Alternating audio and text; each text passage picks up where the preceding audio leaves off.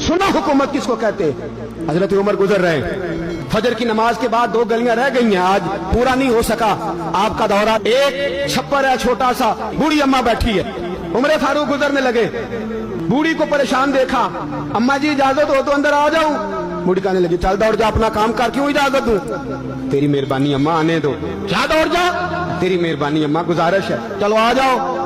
अंदर आ गए उमर फारूक। अम्मा क्या परेशानी है, क्या बात? अम्मा कहने लगी खामद इंतकाल कर गया, औलाद अल्लाह ने दी कोई नहीं, मैं गरीब हूँ, 3 दिन से रोटी नहीं खाई, 25 दिनार का कर्जा चढ़ गया है, मुझे उमर फारूक से बड़ी शिकायत है। उसने मेरा हाल ही नहीं पूछा, कहने लगे शिकवा है, उमर आया ही नहीं।